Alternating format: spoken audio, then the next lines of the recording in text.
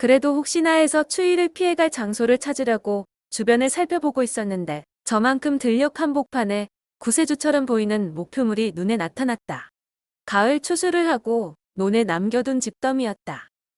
그곳으로 달려간 나는 추위를 참지 못하고 집더미 속으로 파고들어 지프로 이불처럼 온몸을 감쌌다. 그러자 죽을 것 같은 추위가 조금씩 몸속에서 가시기 시작하는 것 같았다. 그 순간 눈이 가물가물해지고 몸이 나른해지며 졸음이 오기 시작했다. 정신이 몽롱해지며 잠이 들락 말락할 즈음 여기서 잠이 들면 안 되는데 하는 생각도 들었다. 그때 꿈결 같은 목소리가 허공을 감싸면서 눈을 뜨라고 소리를 질렀다. 하지만 그 소리를 듣고도 천근 같은 눈꺼풀은 자꾸만 아래로 감겨졌다. 그러자 꿈에서 들리는 듯 살고 싶으면 눈을 뜨라고 크게 외치는 소리가 식어가는 나의 가슴 속으로 다시 들려왔다. 그 소리를 듣고 나는 겨우 몽롱한 정신으로 졸리는 눈을 떴는데 이상한 현상이 눈앞에 펼쳐지고 있었다. 머리 위 성공의 하늘에서 이상한 물체가 나타나 보라색의 보얗고 투명한 빛이 내려와서 내 몸을 감싸고 있는 것이었다. 보라색 빛으로 감싸인 몸에서는 따뜻한 옷을 입은 것처럼 온기가 감돌기 시작했고 가물가물하던 정신도 맑아지기 시작했다. 마치 따뜻한 햇볕으로 몸을 두른 기분이었고 심하게 쏟아지는 눈보라도 매섭게 몰아치던 칼바람도 투명한 빛에 차단되어 내 몸을 피해가고 있었다. 투명한 빛의 힘으로 서서히 몸에서 추위가 풀리자 살 것 같다는 생각이 들 때 보이지 않는 목소리가 다정하게 들려왔다. 보이지 않는 목소리는 지금 나의 행동은 지혜로운 일이 아니며 매우 위험천만한 일이라고 걱정하였다.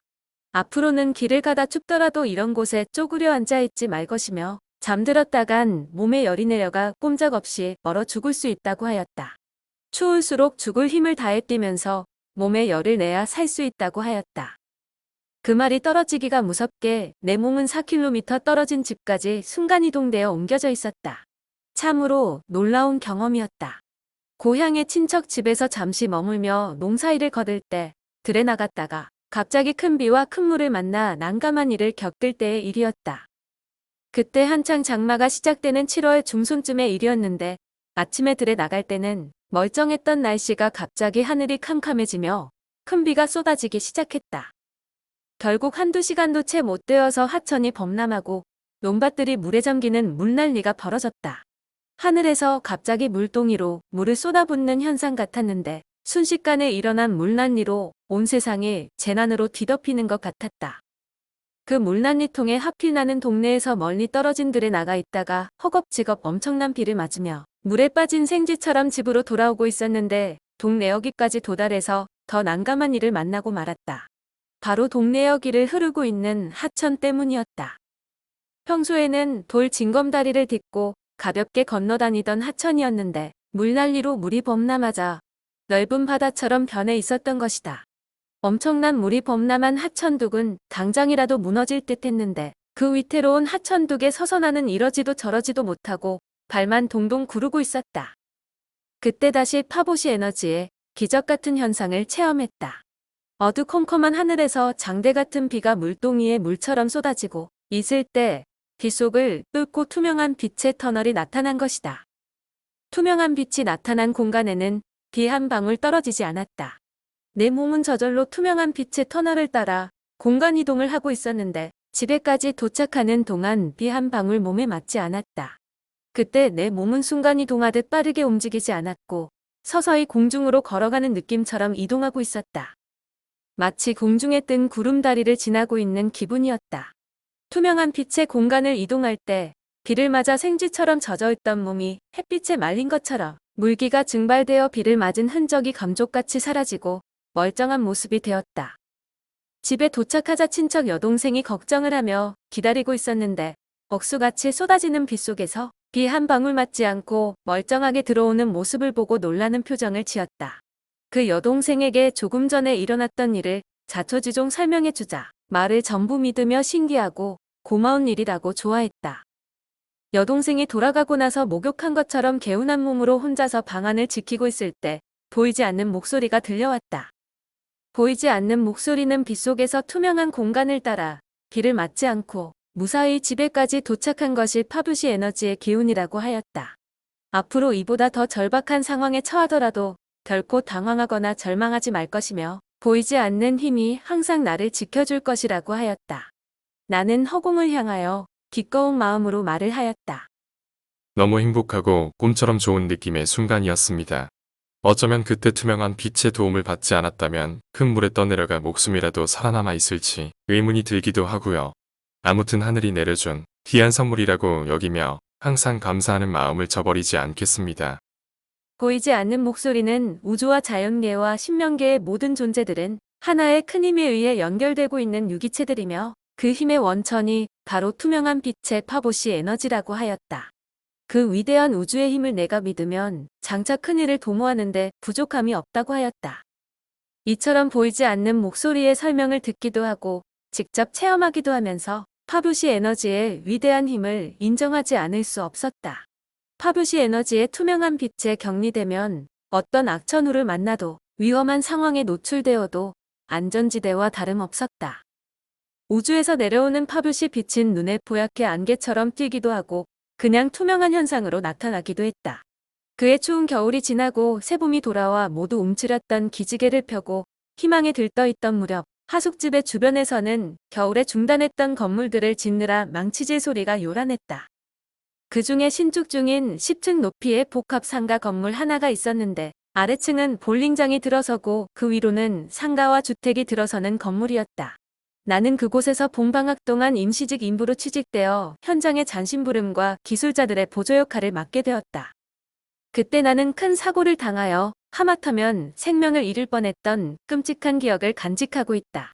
사고가 났던 그날은 3층 높이의 볼링장 지붕을 씌우기 위해 목수들이 지상 10m 정도 되는 높은 곳에서 합판으로 거푸집을 만드느라 열중할 때 나는 그들 뒤에서 필요한 자재를 날라다주는 보조 역할을 맡고 있었다. 여기저기서 목수들이 자기들이 필요한 자재를 서로 먼저 갖다 달라고 아우성치는 바람에 나는 여러 가지 위험 요소가 깔려있는 거푸집 천정을 이리저리 뛰어다니며 목수들의 시중드는 일에 바빴다. 그렇게 정신없이 거푸집 지붕 위를 뛰어다니다가 나는 그만 목수가 못을 잘못 박아놓은 장소를 지나면서 합판 한 장이 밑으로 떨어지며 구멍이 뚫리는 바람에 추락하는 사고를 겪었던 것이다. 추락하는 순간 내 몸은 머리부터 거꾸로 떨어졌고 떨어지면서 밑을 보니 까마득히 높아 보이는데 현장 바닥에는 철근이나 벽돌 같은 위험한 자재들이 널려 있었다. 그 순간 속으로 이제 죽었구나 하는 생각만 머리를 스쳐갔다. 높은 곳에서 추락하면서 순간적으로 떠오르는 생각에 이상한 느낌이 들었다. 무언가 추락하고 있는 내 몸을 감싸주는 힘이 있다는 느낌이 전달되어 왔다. 마치 내 몸에서 무거운 힘이 사라지고 풍선에 바람이 채워진 것처럼 가벼워지는데 무언가 보이지 않는 손이 추락하는 내 몸을 받쳐주고 있다는 느낌이 확실했다. 높은 곳에서 추락하는 시간은 거의 순간에 불과했지만 많은 느낌과 생각들이 머리를 스쳐갔다. 내 몸이 땅바닥에 추락하기 직전 이런 음성이 들려왔다. 보이지 않는 목소리는 보이지 않는 눈이 너를 지켜주었고 보이지 않는 손이 너를 붙들어 주리니 안심하라고 하며 고운 영혼은 절대 죽어도 죽지 않고 살아도 하늘이 보호할 것이니 이 순간의 경험을 기억하며 의로운 삶을 살아가라고 하였다. 그러한 음성을 들으며 내 몸이 땅바닥에 추락했을 때 몸에는 아무런 충격도 다가오지 않았다. 마치 푹신한 손뭉치 위에 내 몸이 나뒹굴어지는 기분이었다. 그때 사고 소식을 들은 공사장 인부들은 마치 큰 구경거리라도 생긴 것처럼 여기저기서 몰려들었다. 10m 넘는 높은 곳에서 일하던 인부가 떨어졌으니 피를 줄줄 흘리며 쓰러져 있을 모습을 상상하며 몰려든 구경꾼들이었을 것이다. 그 중에서 가장 먼저 달려온 사람은 현장 감독이었는데 높은 곳에서 추락하고도 멀쩡한 내 모습을 보고 의아해하면서 안도하는 표정을 지었다. 그 당시 인부들이 일을 하다 몸을 다치는 안전사고들이 여러 건 발생하고 있었는데 안전사고에 대한 모든 문책은 현장 감독에 돌아갔고 그때 내가 큰 사고를 입었더라면 현장 감독의 자리가 위태로운 상황이었다. 어떻든 사고 소식은 여기저기 급속히 알려져 병원의 구급차까지 달려와 나를 싣고 갔고 병원에 실려온 나는 응급환자실로 이송되어 엑스레이를 촬영하는 등 종합검사가 시작되었다. 그러나 내 몸에는 어느 한 곳 뼈에 금이 가기는커녕 작은 타박상 하나 입은 곳이 없었다. 종합검진을 마친 담당 의사는 머리를 갸웃거리며 믿어지지 않는다는 표정으로 이렇게 말했다. 기적 같은 일입니다. 10m 높이에서 콘크리트 바닥에 추락하고도 타박상 한 곳 입은 곳이 없다니 믿어지지 않습니다. 그래도 안심하지 말고 며칠간 입원해서 요양을 하며 몸 상태를 점검하도록 합시다. 그 후로 일주일 정도 입원해 있으면서 치료를 받았으나 후유증이 나타난 곳은 없었고 퇴원에서도 아무런 이상이 몸에 나타나지 않았다. 우주의 공용어 텔레파시. 이처럼 초자연적인 현상을 경험하면서 보이지 않는 목소리와의 채널링은 계속되었다. 보이지 않는 목소리와 나눈 대화의 내용은 반복되는 질문과 대답이 큰 비중을 차지했다. 처음 듣는 생소한 이야기라서 몇 번을 반복해서 들어도 기억에 남지 않을 때가 많고 기억에 남는 이야기라도 뜻을 바르게 이해하지 못할 때가 많았기 때문이다. 자주 들려준 이야기를 기억하지 못하고 반복해서 질문하면 짜증이 날 것 같은데 보이지 않는 목소리는 한결같이 자상하고 친절한 목소리로 답변해주곤 했다. 마치 어린애가 처음 말을 배울 때 했던 말을 몇 번이고 반복하더라도 귀엽게 들어주는 부모의 마음처럼 보이지 않는 목소리는 친절했다.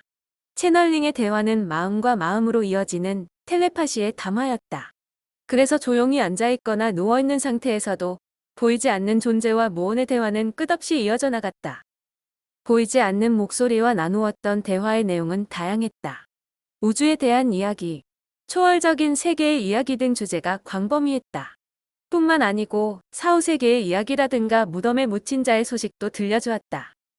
그러한 이야기들 중에는 상상 가능한 내용도 있었고 상상 불가능한 내용도 있었으며 막연하게 추상적으로 들리는 내용도 있었다. 죽은 자가 무덤에서 살아나 다른 세상에서 다시 살고 있다는 이야기를 들려줄 때는 당황스럽고 혼란스럽기까지 했다. 당황스러운 이야기도 보이지 않는 목소리는 담담하게 이어갔다. 믿어지든 말든 보이지 않는 목소리의 이야기를 반복해서 듣다 보면 어느새 사실처럼 들려졌는데 마치 세뇌작용 현상 같았다. 사실 보이지 않는 목소리에 내 영혼이 점점 깊게 세뇌되어 가고 있다는 느낌이 날이 갈수록 강해졌다. 보이지 않는 목소리의 세뇌작용은 세뇌작용으로 끝나지 않고 정신세계의 최면 상태로까지 빠져드는 느낌이었지만 기분을 나쁘게 하지 않았다. 오히려 그때가 우울했던 기분도 좋아지고 내적인 힘이 넘치는 것 같았다. 뿐만 아니고 보이지 않는 목소리의 최면 상태에 빠져들 때는 세상 근심, 걱정들이 눈 녹듯 사라져버린 느낌이었고 몸도 마음도 그토록 평안해질 수 없었다. 보이지 않는 목소리는 우주의 마음을 열면 우주가 다가온다고 하였고 우주의 눈을 뜨면 우주가 보인다고 하였다. 보이지 않는 목소리는 가끔 샤르샤르샤르 사차 샤르샤르샤르 사차 슈미뮤무 사차 샤르샤르샤르라는 그들만의 언어로 노래를 부르기도 하였는데 이것은 우주와의 경계를 허물고 우주와 합일체를 이루면 내 안에 우주가 있고 우주가 내 몸이라고 하였으며 우주와 자연계에 존재하는 생명체들은 무엇 하나 우주의 유기체가 아닌 것이 없다고 하였다. 우주의 노래 소리를 들으면 이상하게 마음이 착 가라앉는 것 같은 기분이 들었다. 우주의 노래는 마치 마음이 우울할 때 복용하면 기분이 좋아지는 항우울제 성분에 약같기도 했다. 우주는 너무 생소하고 추상적인 세계의 이야기였지만 보이지 않는 목소리의 이야기에 빠져들수록 내면의 정신세계는 알 수 없는 큰 힘에 잠식되고 있다는 느낌을 감출 수 없었다. 보이지 않는 목소리가 나를 부르면 영혼과 육체는 전율을 느끼다 못해 갑자기 공중으로 붕 떠오르는 기분까지 들었다. 그러나 우주선민하리라는 호칭은 나에게 어울린다고 생각들지는 않았다. 마치 돈 없는 거지가 부자 호칭을 듣는 것만큼 민망하게 느껴질 때도 있었다. 보이지 않는 우주의 목소리는 남자의 목소리도 아니요 여자의 목소리도 아닌 중성쯤에 맑고 부드러운 음성이었다. 나에게 땅을 밟고 산다고 땅에 달라붙은 생각은 하지 말라고 하였다. 닫혀있는 고정관념이 나의 잠재의식의 눈과 귀를 멀게 할 수 있다고 하였다. 멀리 바라보고 넓게 생각하며 우주를 품으라고 하였다.